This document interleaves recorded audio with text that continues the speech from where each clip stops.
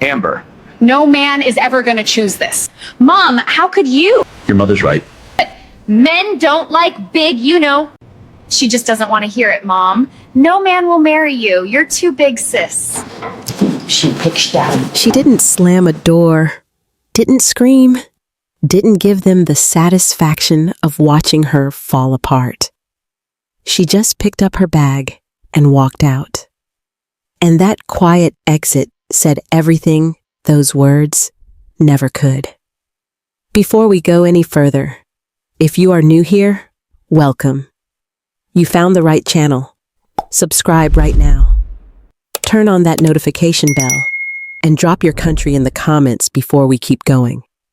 I want to see where you're watching from tonight. This is Storytime with Precious, and trust me, you are going to want every single word of this one. Her name was Amber, and she grew up in a house that was supposed to be the safest place in her world. It wasn't. Not for her. The Murphy family had 2 daughters, and the difference in how those daughters were treated was so obvious, so consistent, is so built into the furniture of that house that Amber had stopped noticing it the way you stop noticing a smell when you've lived with it long enough. Brittany was the one the family pointed to. Slim, athletic, sun-kissed, and sharp. She walked into rooms and people adjusted toward her like sunflowers. Then there was Amber. Plus size. Thick thighs, soft belly, plump face, and back rolls she didn't apologize for. Eyes that held an entire room when she smiled. Beautiful.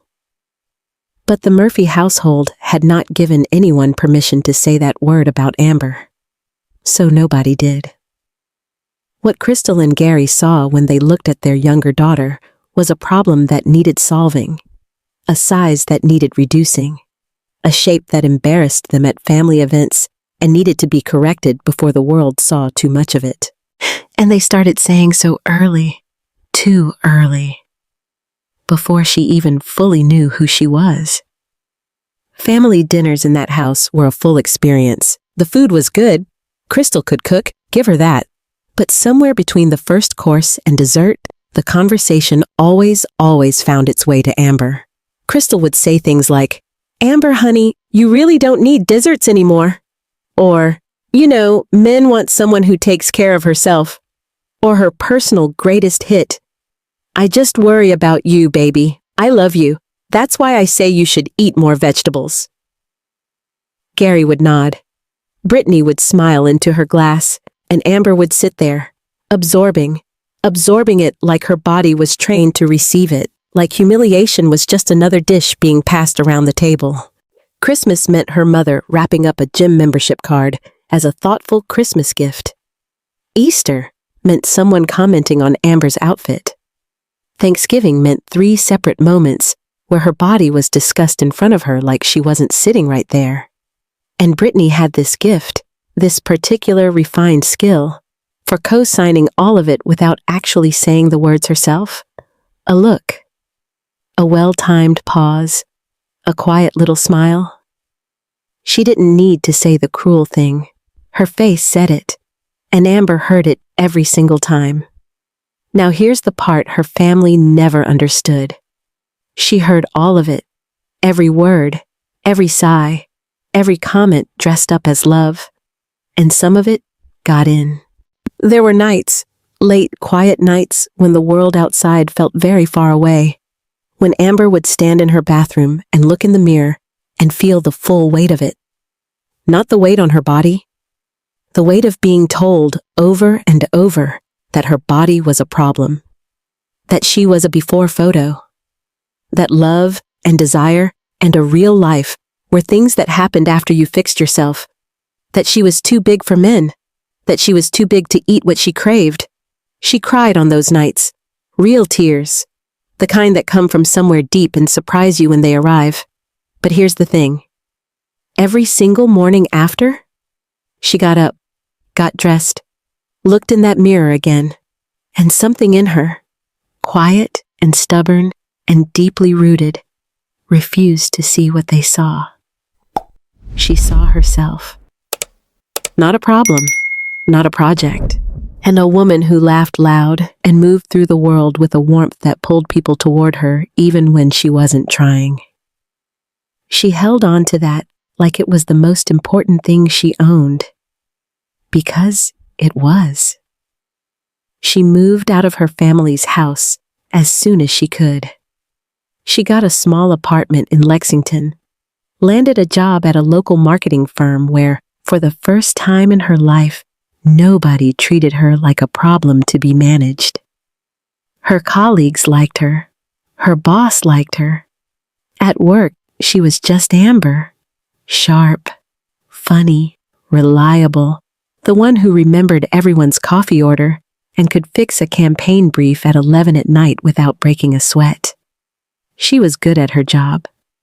She knew it, but she'd drive home in the evenings and feel something she couldn't quite shake, unlike she still needed to prove something to someone who wasn't even in the car with her. Then, one afternoon, during her lunch break, she opened her phone and posted a photo online for the first time in her life. Just one. Her at her desk. A genuine smile because someone had said something funny in the break room 2 minutes before. The caption, "Getting through the week in Lexington, wearing bright color because why not?" She put her phone down, went back to work. By evening, 400 likes. Comments from women she'd never met saying things like, "Girl, that color on you is everything. Your hair is stunning. You look like stunning. Teach me your routine." She sat in her car and read every single one. And something cracked open. Just a little. Just enough. She started posting more. Outfits. Day in the life content. Her personality in full.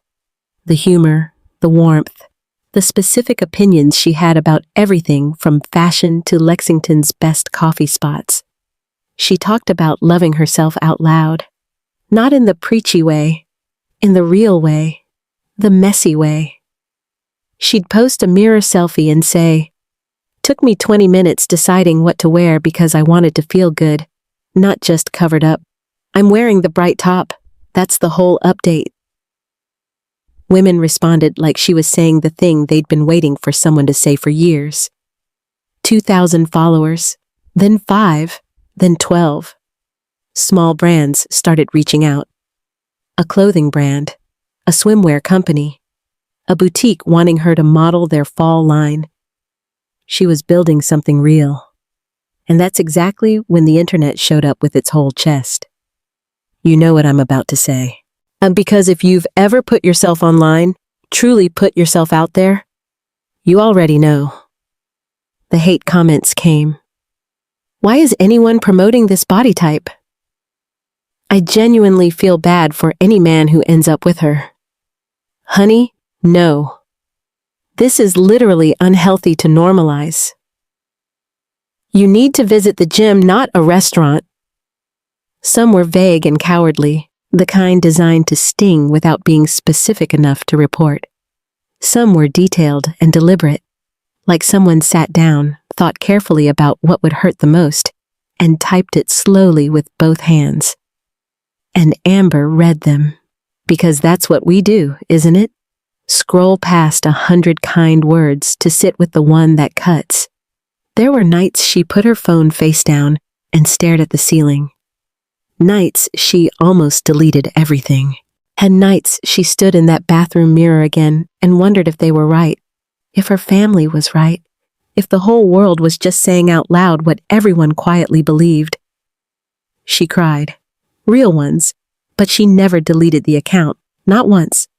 She'd wake up, get dressed, open the app, and post again. Brittany was watching. Oh, she was watching. Brittany had always kept one eye on Amber. Not out of love, but out of that deep, unsettled need to make sure Amber stayed below her. That was the unspoken rule between them. Brittany led. Brittany shone. Amber stayed in the background and was grateful to be included. That's how it had always worked. So when Amber started getting real attention, real followers, real brand deals, something shifted in Brittany.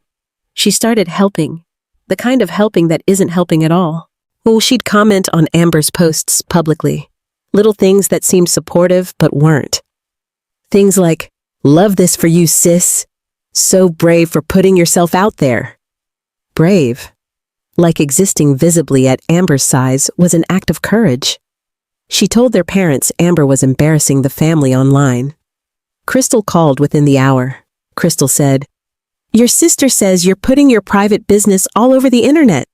Amber said, "Mom, I post outfit photos." Crystal said, "It looks desperate and thirsty." There it was. The same family. The same script. A new delivery method. Amber got off that call, took a breath, and posted a video the next day about what it feels like when the people who are supposed to love you the most are the first ones to minimize you. She didn't name anyone. She didn't have to. That video got 80,000 views. The comment section was a flood of women saying, "This is my family too." Around this time, Brittany started dating someone. His name was Kevin Chapman, good-looking in a clean, obvious way, well-dressed, social. The kind of man who knew how to work a room and wanted you to know he knew.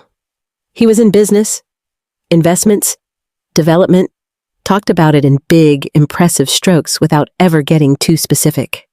He had connections, moved in certain circles, knew certain people. Brittany brought him to a family dinner, and Crystal nearly fell over herself being pleasant. Even Gary noticed. Kevin was charming. Kevin was polished. Kevin said all the right things, and Brittany glowed. Amber watched from across the table, and she was genuinely happy for her sister. That was the truth of it. Despite everything, despite years of comments and looks and quiet little cuts, Amber genuinely wanted good things for Brittany. She watched Kevin make her sister laugh and thought, good. Good for her. What Amber didn't know, what nobody at that table knew, was that Kevin had a business partner. His name was Scott Wallace. And nobody talked about Scott Wallace much. That was intentional. He was the kind of wealthy that doesn't need to perform. The kind so deeply embedded into the real structures of things that it doesn't require a loud watch or a big car to prove itself. His name was on buildings, on development projects, on investment portfolios that stretched across multiple states. By any honest measure, one of the most financially significant men. But you wouldn't know that if you passed him on the street. He didn't go to parties to be seen. He went when he had to. And most of his time was spent working, building, or, as it turned out, scrolling his phone late at night and occasionally stopping on content that made him pause. Content from a woman, platinum blonde beach waves, real opinions. A smile that came through the screen like it didn't need anyone's permission. He'd been following her account for 7 months, never commented, never liked anything that would draw attention. He just watched. The way you watch something that interests you before you know what to do with the interest. The event was in late September. Kevin's company was hosting a networking gathering. Nice venue, good lighting. The kind of evening where people wore blazers and said, "We should connect," and handed out business cards they'd never follow up on. How Brittany was going. Of course she was. And in a moment that Amber would later think about for a long time, Brittany invited her. "Come out with me to meet my man," Brittany said on the phone. "Wear something nice." Amber hesitated. She knew her sister's invitations. They usually came with a catch, but she was tired of saying no to life, so she said yes. She went. The room was full. Warm lighting. Low hum of conversation. Amber walked in and immediately felt it. That sensation of being assessed. Eyes moving, adjusting, deciding. She was used to it. She lifted her chin and kept walking. Brittany found Kevin and the two of them slid into the cocktail crowd instantly. Amber got herself a drink, stood near a tall window looking, and made herself comfortable in her own company. She had plenty of practice. Then someone came and stood near the same window, not crowding her, just nearby. Dark, messy hair, quiet eyes, tall enough that she noticed. He looked out at the city for a moment. Then he said, without looking at her yet, "You look like you're calculating your exit route." Amber turned slowly, said, "I look like I'm enjoying the view." He smiled, looked at her, said, "Fair enough." She said, "You?" He thought about it, said, "Probably the same." And that was the beginning. His name, he told her, was Scott. Just Scott. No last name, no title, no company name dropped like a calling card. They talked for a while by that window, about what they actually did versus what they told people at events they did. He made her laugh twice in the first 10 minutes. Real laughter.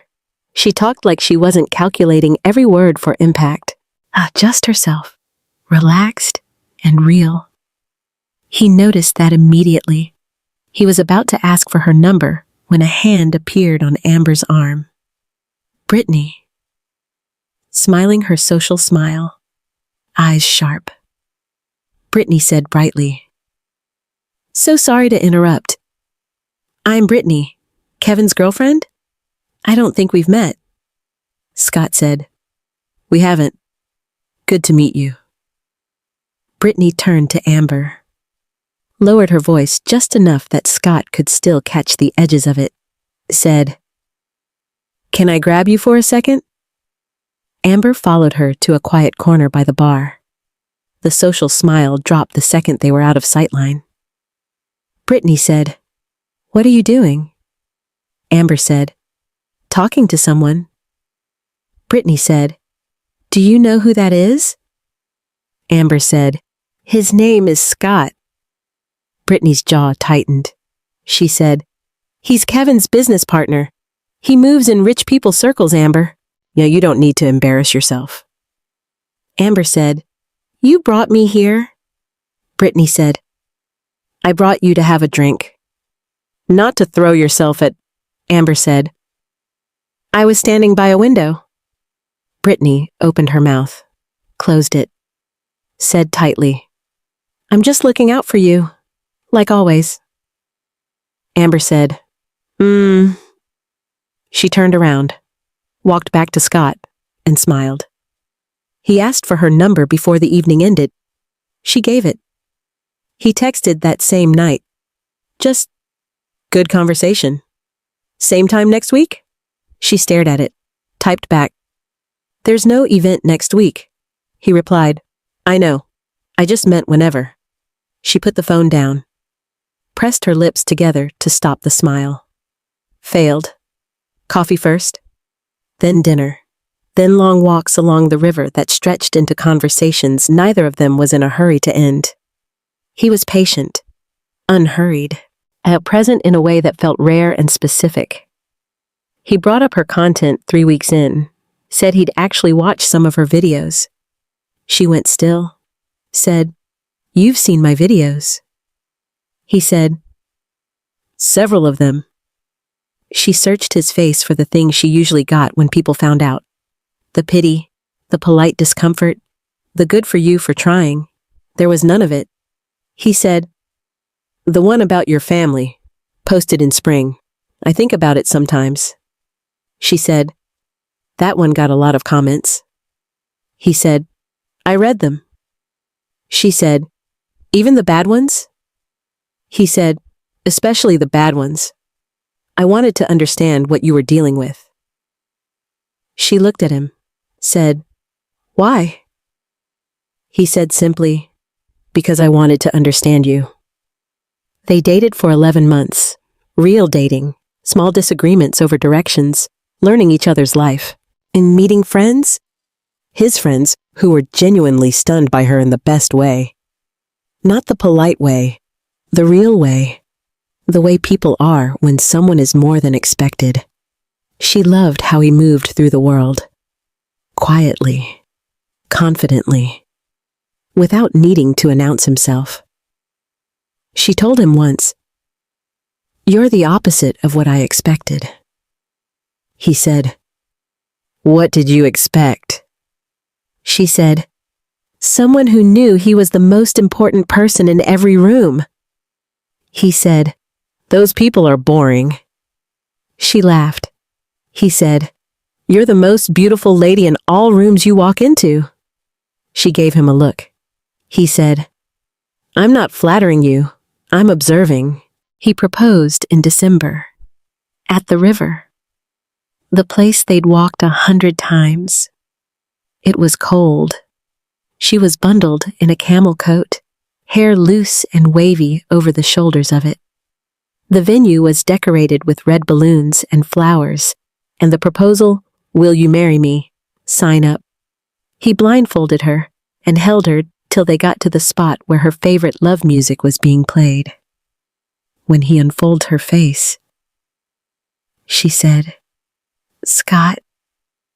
He went down on one knee and said, "I've met a lot of people in my life, but no one like you.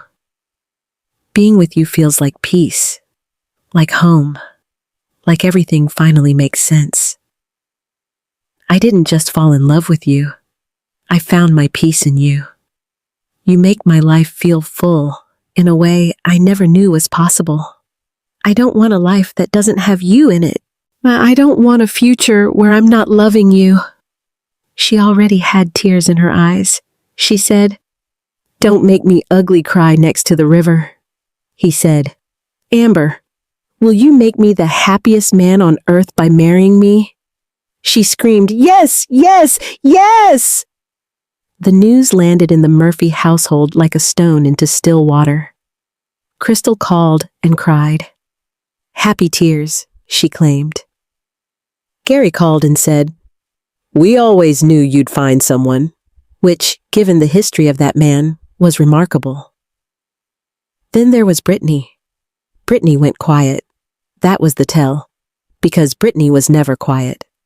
When Crystal told her before Amber could get to her personally, Brittany said one word. "Oh. Just, oh." When Amber called her to invite her into the moment, extend the olive branch, share the joy, Brittany said, voice carefully measured, "Congratulations, Amber. I'm happy for you." Then she said, almost as an afterthought, "Kevin and I are going through a rough patch, so this is a lot to take in right now." Amber said, "I'm sorry about you and Kevin." Brittany said, "Are you?" Amber said, "What?" Brittany said, "Nothing. Forget it," and ended the call. Amber sat with that strange aftertaste. Something was off. She couldn't name it yet, but she filed it away. They found out about Scott Wallace quickly, those people. When that name gets attached to a wedding announcement in Lexington, people pay attention. His associates congratulated him. His family down in Louisville welcomed Amber with a warmth that surprised her. His mother pulled her into a hug at their first meeting and said, "He talks about you differently than he's ever talked about anyone." Amber said, "Oh, really?" His mother said, "Meh, like he really cares about you, Amber. He never stops speaking about you every single time we talk." Meanwhile, Brittany and Kevin ended quietly. No announcement, no drama, just over. And Brittany was very much alone for the first time in years. The sister who always had options, always had attention, always had something pointed at the horizon she was working toward, was suddenly watching from the sidelines while Amber, bullied, plus-size, internet-mocked Amber, planned a wedding to one of the wealthiest men in the state. And the look on Brittany's face at the engagement party? It wasn't complicated happiness. It wasn't even fake happiness. It was something Amber had never seen on her sister's face before. Raw, undisguised envy. They married in spring. Amber wore a gown designed for her body exactly as it was, not a gown that tried to minimize her, not a shape that apologized for taking up space, a gown that said, "This is my body. I am the bride. This is my day." She walked down that aisle and she thought of every kitchen table comment, every sighing mother, every internet stranger who told her to sit down and be realistic about life. And she walked anyway. Scott watched her come down that aisle, and his face did something quiet and private that she would carry with her for the rest of her life. He cried real hard. When she reached him, he leaned in and said, low and just for her, "I was right." She said, "About what?" He said, "You're the most beautiful person in the room." The internet found out about the wedding. She posted one photo, just one. Her and Scott at the reception, her head thrown back laughing at something, while his arm around her waist, looking at her like she was the whole story. Caption: "I said yes." It went viral. Actually viral. The same platforms where strangers had told her to cover up and be realistic were now celebrating her like she was proof of something. Women who looked like her shared the photo everywhere. News outlets picked it up. A blog ran the headline, "Plus-size content creator marries rich businessman." And Amber made a video calling that headline out publicly. She said, "I didn't marry someone wealthy because I finally became acceptable. I became acceptable to myself before anyone else had a chance to weigh in. That's the whole story. That's the part everyone keeps missing." 20 million views. Her following tripled overnight. Brittany watched all of it. And what had been envy began to shift into something harder to name and harder to manage. She had lost Kevin. She had watched Amber land the thing she'd been quietly angling toward for years. She was alone and the center of attention at nothing. A year passed, then another. In that time, no serious relationship held. A string of men who didn't last. A social life that glittered on the surface and meant nothing underneath. She started coming around more, showing up to family dinners, calling more often, being, by Amber's assessment, very sweet. Amber, who had always wanted a real relationship with her sister, was happy. She let Brittany in. They had dinners, had real moments. Amber thought, maybe people grow. Maybe the things between us can be left behind. She gave her sister the benefit of the doubt. She always did. Then Brittany found out she was pregnant. She wasn't with anyone. It was from a brief involvement at a random nightclub that hadn't become anything. She was going to have a baby alone. Amber's response was immediate. She was there, went to appointments, helped set up the apartment, showed up with food and conversation, and a complete refusal to make her sister feel judged. Crystal and Gary were less gracious. There were long silences from Gary and too many. "I just wish things had gone differently from Crystal." But Amber was solid. When Brittany's baby arrived, Amber was in that waiting room. She held the baby and felt something she hadn't expected, something about the weight of it, the smallness. She wanted that. She hadn't said it to Scott in full yet, but she wanted that. Brittany settled into single motherhood messily, exhaustingly. The way it actually goes.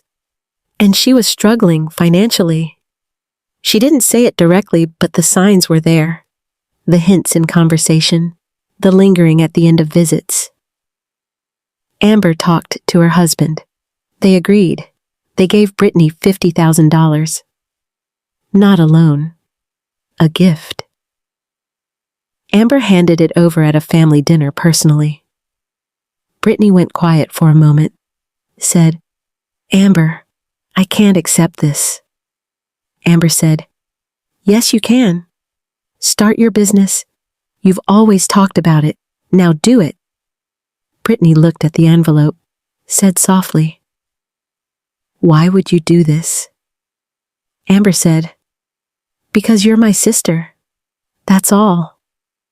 What Amber could not have known in that moment, sitting across from her sister at that table, was what was already forming behind Brittany's eyes.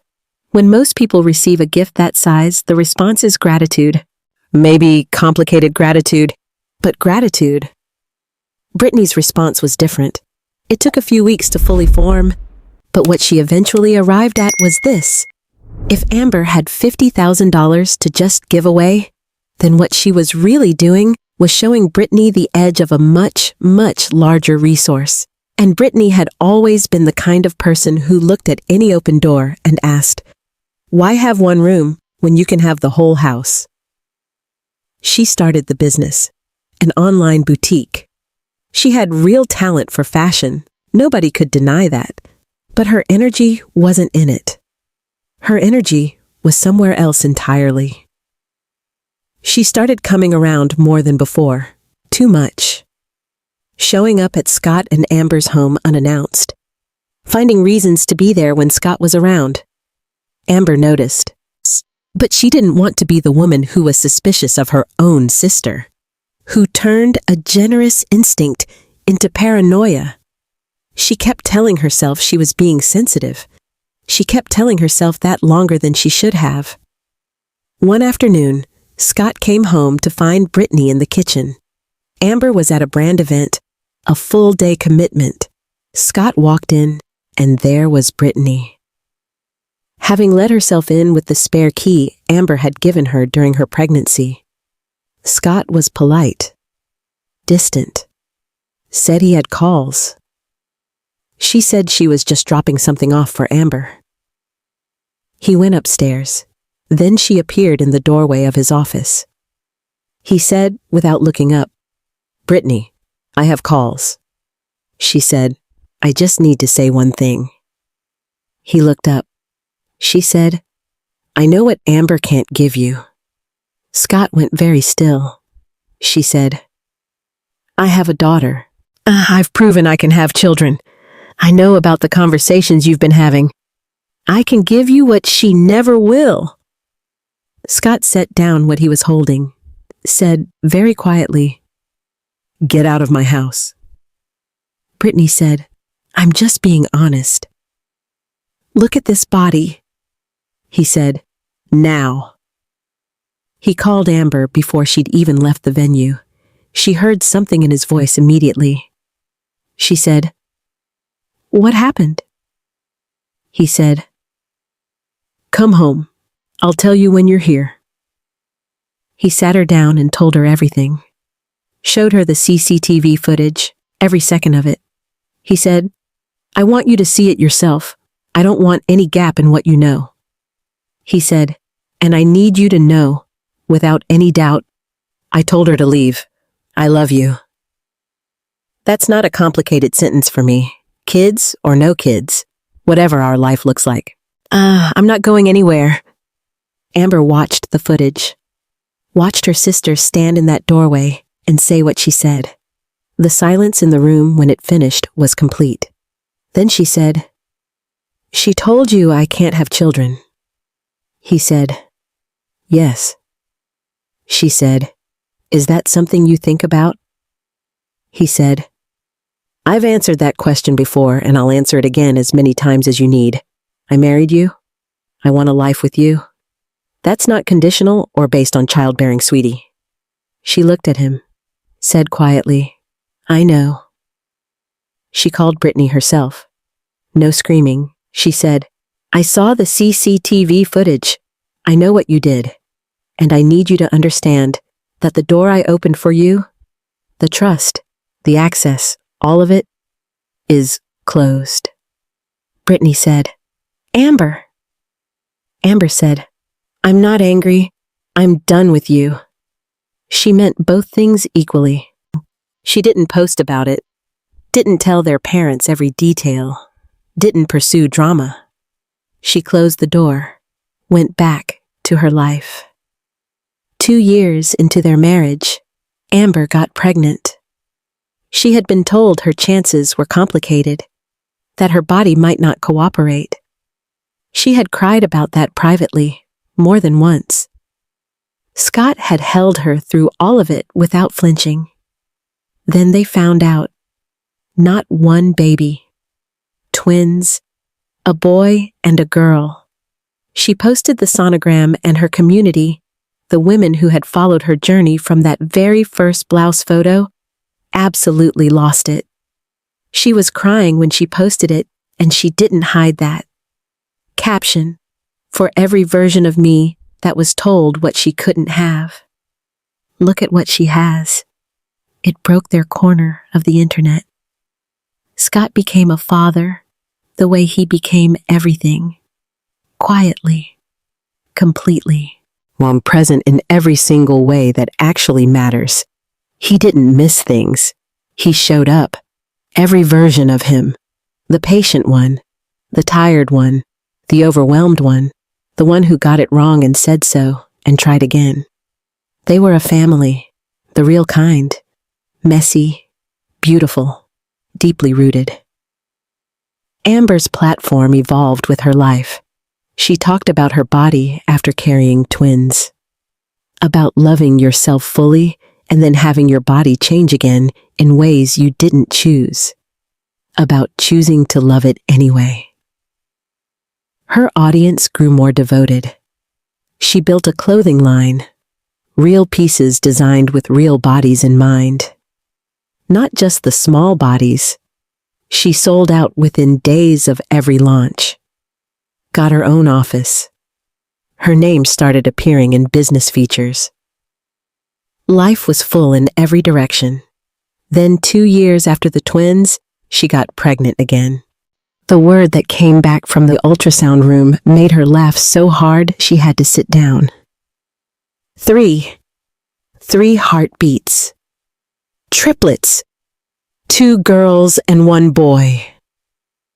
Scott stood in that room, and for the first time in all the years she'd known him, he looked genuinely flustered. And tears just rolled from his eyes. He looked at the screen, then at her, then back at the screen in tears. He said, 3. She said, 3, my love. He said, that's... She said, a lot. He said, yes, sweetheart. They laughed for a very long time. 5 children, a thriving business, a marriage that had been tested and held, a platform that had gone from one lonely lunch break photo posted online that changed how women thought about themselves. Life in Lexington was good. Really, genuinely, completely good. And Amber sometimes, mornings especially, coffee in hand, still watching early light come through the windows of a home that was warm and full and hers, would think of that kitchen, the Murphy family kitchen, her mother's flat voice, her father's newspaper, her sister's slow smile. No man will ever marry you looking like this big, and she would feel something, not bitterness, softer than that. Something like, look, just that. Take a look at me now. Brittany had not found peace. That was the truth of it. The business her sister funded fizzled out within 3 months. The men kept not lasting. The distance between her life and Amber's life kept growing, and she kept watching it grow. And envy, when you let it stay and ferment, and you never deal with it, becomes something darker. Something with a plan. Amber had reached out once, about 2 years after the incident. Gently. Carefully. She said, I don't want us to be strangers. You're still my sister. You're my blood. We can find a different version of this. Brittany was cold, then distant. Then she disappeared entirely. Amber let her go. She couldn't keep extending a hand to someone who kept using it to pull her backward. She made peace with the loss of it. Told Scott once, quietly, I think I mourned the sister I wanted more than the sister I had. He held her hand, said, That's one of the most honest things I've ever heard. She said, Don't make it poetic. I'm just tired. He said, You don't have to be anything about it. You just have to be done, honey. She was done. The call came on a Tuesday. Scott had left that morning with the twins. school drop-off, then a stop, and then the office. Amber was home. The phone rang. Unknown number. The voice on the other end was flat and measured, and it said there had been an incident. Scott and the twins had not arrived at the office. The school had reported the twins never came in. The car had been found parked near a commercial area on the east side. Empty. Amber stood in her kitchen. The same kitchen full of morning light and 5 children's drawings on the refrigerator. And she felt the world tilt sideways. Police were at the house within the hour. And then a separate message, sent to her personal phone, her public email, the contact address on her website. It said they had her husband and her children. 72 hours. And a figure, a number that represented everything. Every building, every portfolio, every account. Everything Scott Wallace had built and everything Amber Wallace had created, combined, designed to empty them completely. Amber could have waited. She could have let the protocols play out. The police told her to hold, said they were working it. But there was Scott in an unknown location. There were the twins, and every passing hour felt like something no amount of money could replace. She made the call. She liquidated all she could, pulled from every available account, moved the money. She didn't sleep. She sat in that house with 3 small children asking where Daddy was, where their brother and sister were, and she held it together on the outside. Because that was what she had always done. She held things together, even when the inside was in pieces. The money transferred, and then nothing. Silence. 72 hours became 80, then 90. No release, no contact, no proof anyone was safe. The police had been working in parallel. On the 96th hour, they made the arrest. What the investigation revealed came in pieces over the hours and days that followed. The planning had been extensive. The people involved had been recruited and paid. The coordination, the messages, the route, the timing, had been executed by someone who knew Scott's patterns well enough to know exactly when he'd be alone with the twins and which route he'd take. Someone who had been inside that house. Someone trusted with access to their lives. The name on the arrest warrant was one Amber had shared a childhood bedroom wall with. Brittany Murphy. There are no words clean enough for what that silence felt like when Amber was told. She had known.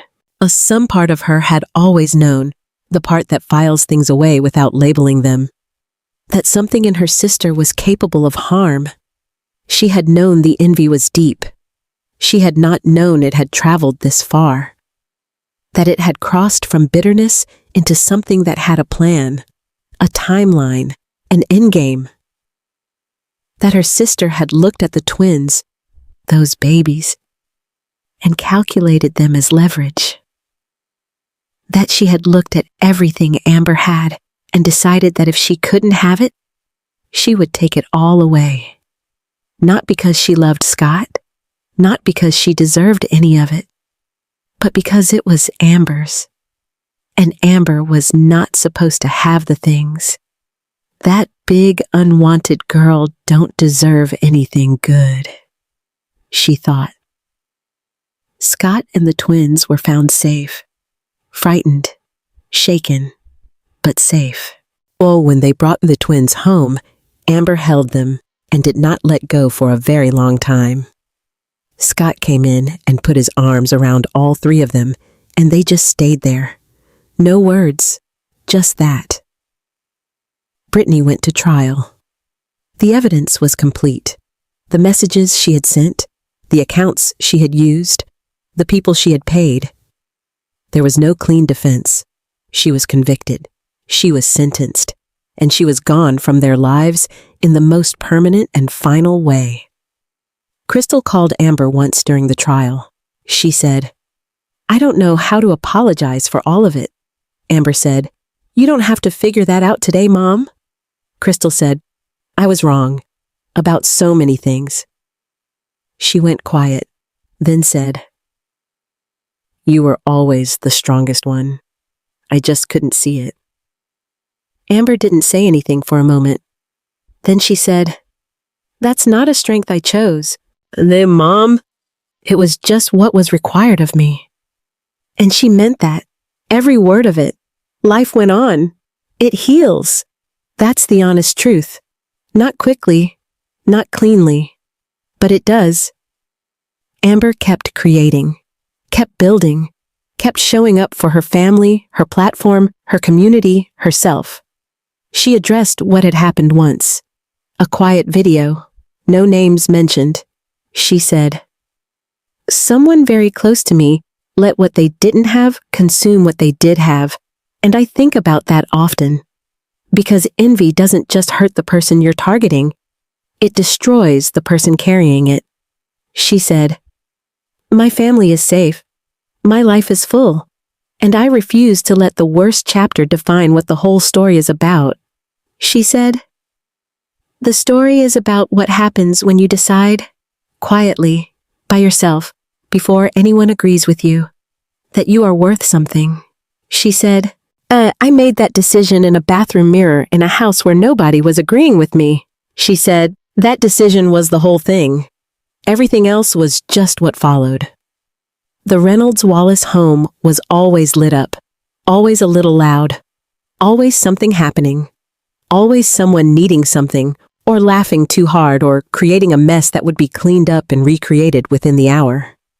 5 children, a man who showed up every single day, a woman who had decided, in a bathroom mirror, before any of this, before the platform or the following or the wedding or any external thing confirmed it, that she was worth something regardless of her shape or her size. And the world eventually agreed. Not because she waited for it to agree, because she didn't. She kept going anyway, kept posting anyway, kept walking into rooms anyway. As she picked up her bag, and everything that came after that one quiet exit was built on that decision. One moment of choosing herself. That was the whole foundation. Everything else was just what she built on top of it. Here is what I want to leave with you. The people who told Amber she was too big, her mother, her father, her sister, the strangers behind screens. They were not telling the truth about her. They were telling the truth about their own limitations, their inability to see value in a form they hadn't approved of. A woman has to look a certain way, their own smallness dressed up as honesty, their own fear projected onto someone they couldn't control. And here's the part that's hardest and most important. She could have believed them. She almost did. There were nights she almost did. But she kept choosing, one small stubborn decision at a time, to disagree. And those small decisions stacked up into a life. Her life. The one nobody saw coming except her. And maybe not even her. Fully. But she walked toward it anyway. That's all any of us can do. Walk toward the life that hasn't happened yet like it already belongs to you. Because sometimes, not always, not easily, not without cost, it does. Now I want to hear from you. When your own mother sat at that table and said those bad words to you, her own daughter, what would you have done when she later seek forgiveness? Would you have forgiven her? Or would you have ignored her and abandoned your mother? Drop it in the comments. I want to know. And what about Brittany? Is there any understanding or any reasonable explanation to justify such hatred? Tell me where you land on that too. And I read every single one. And drop your country. Please share this video. Send it to someone who has been told they are too much. Someone who has been told that love or success or a good life isn't meant for someone who looks like them. Send them this video. Subscribe to Storytime with Precious right now if you haven't already. Hit that bell, like this video, share it, and go check out the other stories on this channel because every single one of them has something in it that will stay with you. I'll see you in the next one.